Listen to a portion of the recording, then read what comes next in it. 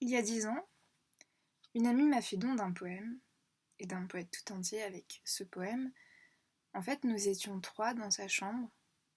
Je me rappelle qu'il y avait du soleil, mais ça devait être le soleil du printemps ou quelque chose comme ça. Elle nous a lu, comme, sans rien nous dire, un très long poème qui s'appelle Poème de Noël 95, du poète finlandais Pentti Ollapa, qui est décédé il y a quelques années maintenant, mais qui n'était pas encore au moment où elle nous a lu ce poème. Donc là, j'ai son recueil Les Molons qui en fait contient plusieurs recueils et qui a été traduit du finnois par Gabriel Rebourset.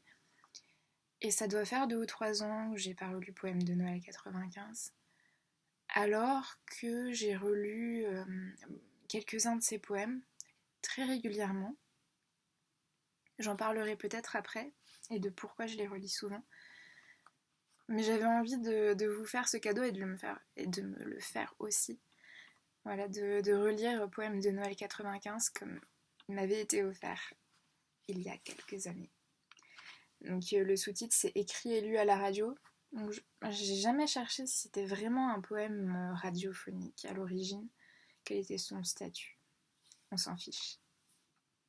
Tu es toi-même, tu m'entends, je te tutoie. C'est à toi que je parle. Tais-toi juste un instant. Tu entends ma voix, n'est-ce pas? Tu te souviens comme nous avons été proches jadis, plus proches encore, tout près l'un de l'autre. Nous dormions tête contre tête, nous veillions la main dans la main. Une fois encore, tu es loin. Je suis à nouveau très loin, quand la blancheur descend parmi l'ombre. On a balayé les photons sur le plancher du ciel comme des ordures, et on les a déversés par derrière l'horizon. Ainsi donc il fait nuit. Il ne peut faire plus sombre. Ce savoir est une blancheur dans le cœur de l'obscurité. Vient éclore une fleur noire, grande aux feuilles pesantes. Elle a le parfum de la nuit, le parfum du regret et de l'espoir. De ta peau s'exhale une forêt de pins. Dans ton souffle, une décade, dont les nuages sont traversés par un vol d'oiseaux qui se pose sur ta poitrine dénudée. Je t'écris une fois encore. Je ne parle qu'à toi. Je chuchote et je me tais. Je veux dire que tu es le sens par qui l'eau gèle sur les rivages et fait rage au large. Les êtres unicellulaires se retirent dans leurs coquilles, au fond de la terre gelée, dans le sable de la côte ou dans la vase. L'organisation biologique s'entraîne pour l'ère glaciaire, longue et lente. Elle se rapproche à pas de géant. Elle est déjà là, sur le seuil, dans la salle, dans le studio de location ou dans la maison de famille. Mais l'homme est un animal parmi les animaux, et le feu brûle au fond de lui. L'horloge des cellules scande le temps nerveusement dans les corps vivants. On écrit des poèmes pour la forme poétique. Le téléphone est déjà inventé. Je t'ai appelé hier. Tu avais une forte fièvre. Tu manges des fruits et du miel. Dors bien, fais de beaux rêves sains. Dans l'obscurité, l'homme doit se débrouiller seul. Personne ne peut le faire pour lui. Mes rêves sont des vêtements, poisseux en lambeaux, dont on a fait des serpillères. Il n'est plus possible de les laver, mais peu m'importe, d'autres souffrent plus que moi. À ma façon, je suis en bonne santé, définitivement malade. La poésie donne des droits. On peut marcher, ramper, écaquer, on peut voler. L'amour est permis sous toutes ses formes. Interdite, la caresse est si sensible et donne tant de plaisir. Je te touche et je disparais vite. Tu crois qu'une image poétique a effleuré ton front. Il en reste un stigmate, comme la balafre d'un baiser. Matériellement, je ne suis pas parvenue près de toi. À cause de cela, je saute dans le cosmos, je cingle à travers les aires géologiques.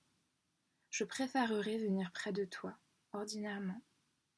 Je frapperai, je me souviendrai du code de la porte d'entrée, je prendrai l'ascenseur jusqu'au 5e étage.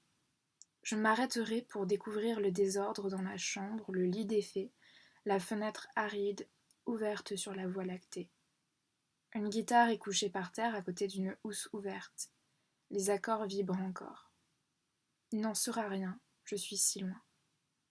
Force est de partir pour le voyage spatial, d'abandonner avant de toucher au but.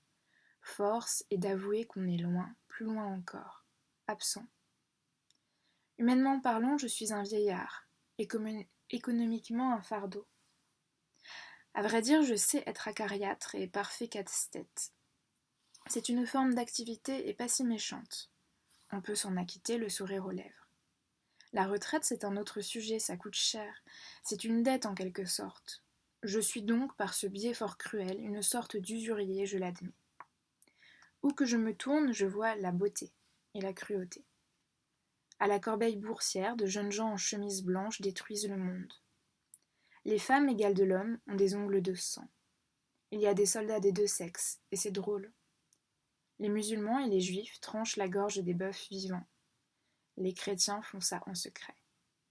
De jeunes gens plongent et chassent les animaux marins du sud. On tue et on tue.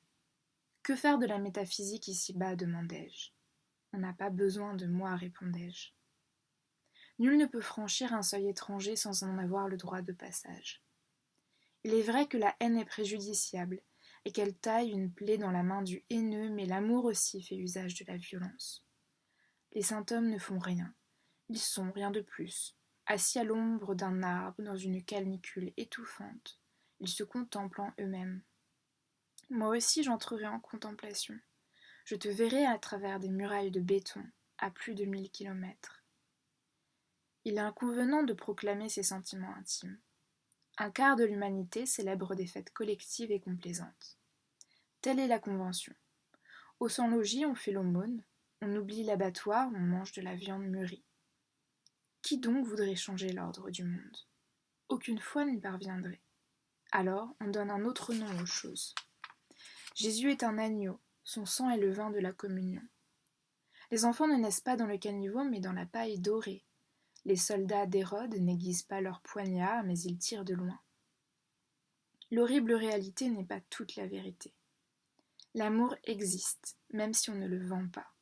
L'amitié existe, sans elle on étouffe. L'amitié donne du souffle, c'est de l'oxygène. La vie en produit, le plancton, les forêts de conifères et les tropiques. L'homme est un loup, un fauve solitaire nostalgique du troupeau. L'homme est pour l'homme la rosée matinale et les rougeurs du crépuscule. Même l'eau gelée fleurit sur le carreau de la fenêtre. La beauté existe. Pour les autres animaux, l'homme est un homme. La sympathie est une carapace fragile pour sans-abri. Je pianote sur l'ordinateur et j'imagine que je suis un chien perdu loin de sa niche. Je plonge dans les vagues. Je suis une baleine qu'un harpon a blessée. Bébé phoque et le coup de massue s'abat, renard verrouillé dans une cage, raton, laveur, vison, on me nourrit, on m'écorchera. La peau sera mise à sécher, tendue en croix. Je précise, soyons clairs, je suis un animal cloué en croix. À chaque instant, je sais que j'existe. En moi, je sens remuer de petites espérances et une grande peur. Dans nombre de langues, on appelle ça l'âme. Elle est éternelle si on y croit. On peut l'offrir et on peut la voler. C'est un objet d'imagination. Comme toi et moi. La douleur aussi. L'amour et la paix de l'âme. Penser à l'existence, c'est déjà l'existence. Aussi ferme et inébranlable, aussi transparente, chaque jour différente. Le bonheur est éphémère, mais il renaît sans cesse. On enterre les déceptions et l'illusion repousse. Elle fleurira demain. Dans mon cœur, je fais pousser pour toi des tulipes, des jacinthes, des flammes de bougies, pour toi qui es un million. Le cœur est un symbole, la fleur ne l'est pas, elle est faite de chair vivante. Tu la touches et tu es réel. Tant d'existences qui sont les tiennes. Les drapures pour un soir de fête, je les ai ouverts pour toi. Il pleut des étoiles dans notre lit, cependant que nous sommeillons.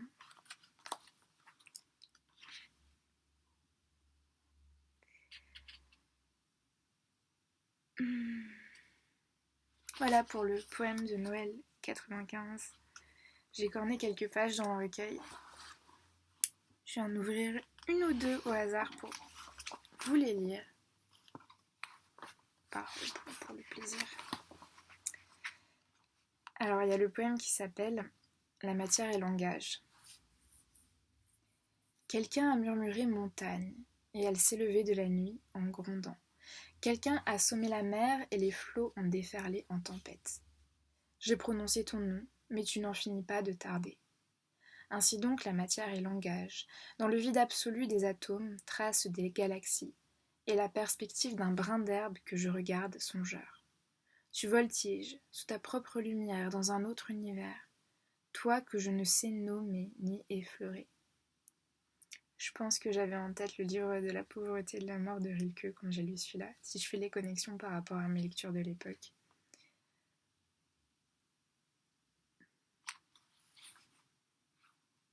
Car un jour tu me feras parler. Et pourtant un jour tu me feras parler, que je sois le veilleur des horizons, permet à mon regard, plus hardi et plus vaste, d'embrasser soudain l'étendue des mers. Ah voilà, l'un des poèmes que j'ai souvent relu avec 2 ou 3 autres.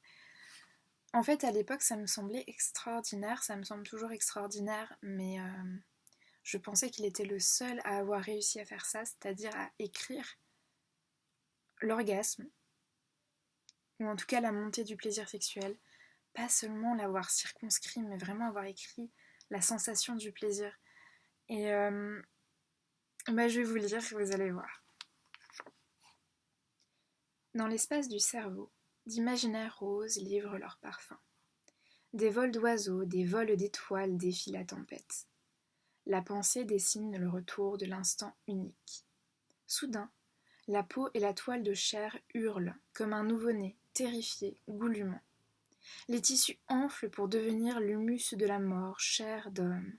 Une vague opaque balaie les châteaux de sable bâtis par les pensées. Jamais le plus ardent des poèmes n'élucidera l'aigre et furtive jouissance des sens. Il y en a un autre, normalement, qui est encore plus incroyable, si je le retrouve.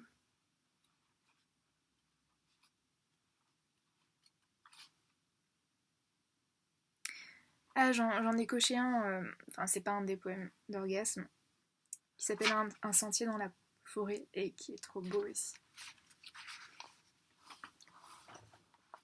Tu ne me remarques pas.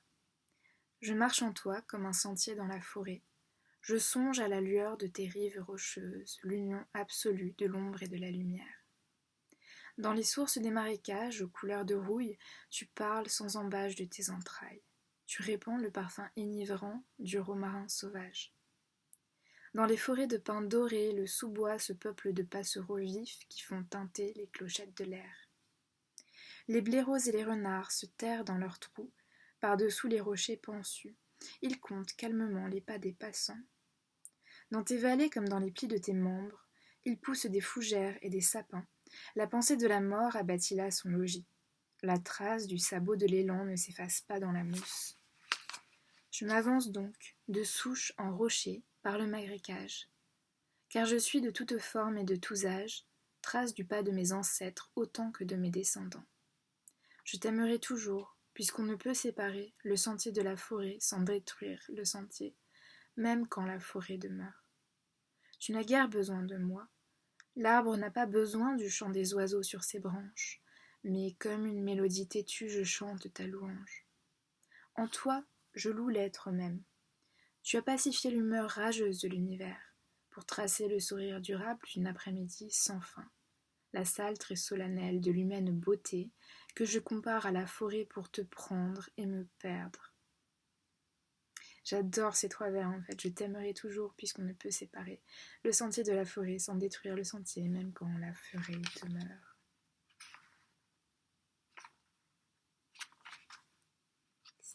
Trop beau. Celui-là, je l'ai déjà lu. Parole de ruine aussi, très beau, qui est tiré du recueil Parfum de fumée. En fait, il y a souvent une adresse dans les poèmes d'Olapa, qu'une adresse à la fois amoureuse et mystique. Je pense que c'est ce qui pouvait beaucoup me toucher à l'époque, qui me touche toujours d'ailleurs. Donc, parole de ruine. Je veux venir près de toi. Je ne trouve vrai ni la pierre, ni le monde, ni les distances. Le coup d'aile d'un oiseau dans le ciel de grand gel dure aussi longtemps que la ville, aux murs coulés de béton. Il m'a fallu me briser avant de perdre mes illusions. Aujourd'hui, Je suis certain que tes cellules m'entendent quand je parle. La langue omit le sens des ruines, en moi-même, mais rien que pour toi en vérité. C'est super beau. Et ce que je trouve très beau dans la cosmologie de l'APA aussi, c'est que il y a toujours un lexique ultra scientifique, genre les photons, les cellules et tout ça. Et c'est complètement mystique dans le même sens, et c'est assez inhabituel et ça fonctionne très bien. Puis il y a le poète à l'ordinateur du poème de Noël 95. J'aime beaucoup les scénographies poétiques où on voit le poète à l'ordinateur. Il y a un poème d'Eva Lipschka qui s'appelle Le poète, où elle portraiture un poète qui est seul la nuit devant son ordinateur, avec seulement son chien pour lui tenir compagnie. Je sais pas pourquoi le chien revient beaucoup dans la poésie. Là, il y avait un chien dans un des poèmes que j'ai lus. Dans le livre de la pauvreté, de la mort, il y a aussi les bras qui restent collés. Non, à mes côtés comme des chiens qui restent sourds à tout appel. Non, il y a un moment en fait, les chiens craintifs qui n'ont pas de maître suivent les exclus en fait en silence. Enfin bref, ce côté-là du paria quoi. Du paria et du chien errant. Bon, je crois que j'ai fait un peu le tour. Ah non, c'est bon, j'ai retrouvé mon deuxième poème d'orgasme. L'amour parle sous tant d'apparence. Un train illuminé traverse la chair de la nuit sans bruit. Le ciel se voûte à l'invisible. La terre gorgée d'eau halète sans relâche. Les étoiles frissonnent. Une ville flamboie au centre névralgique de l'âme. Un cri solitaire est emprisonné derrière les temps. Il descend la gorge en tourbillonnant, puis il arrache les cellules, dans sa bourrasque, jusqu'à l'explosion. Ensuite, il pleut comme dans l'espace planétaire, la poussière, le silence. Dieu, que c'est beau! Je pense à mon frère Shakespeare, qui depuis tant de siècles est fait de terre, fiente de vers et de larves. Je voudrais le recueillir, le remodeler, lui demander quelle réplique il eut le temps de lancer à la mort, celle dont l'horrible hurlement hantait tous ses sonnets. J'aime trop quand les poètes parlent de poètes. Alors, il y en a un autre que j'aime bien, La mère de l'amant, qui est un assez long poème, et c'est le dernier que je lirai parce que la vidéo est déjà trop longue. La mère de l'amant. Alors, l'amant, Pensio n'a pas été homosexuel, et c'est important dans son écriture, c'est pour ça que je le précise. Et c'est pourquoi il parle ici d'un amant et pas d'une amante. Voilà. Chaque homme a une mère. Chaque homme est né. Pour ceux qui ne sont pas nés, rendons grâce au procréateur, de ces instants stériles où ils entrevirent leur vanité avec la perfection du vide. Celui-là même qui n'existe pas est dans l'océan des possibles, une lame, alternative qui jamais ne se brisera sur la rive. Et nul corde ombilicale ne l'enchaîne implacable à la douleur, ni le pousse au tourbillon de la tendresse. Il est notre frère, frégate sans nom, coque anonyme. Il traverse nos rêves nocturnes toutes voiles carguées. Ou bien il est cette demeure aux multiples étages dont les échafaudages bâchés tonnent au vent. Quand il souffle du large, toute la maison s'échappe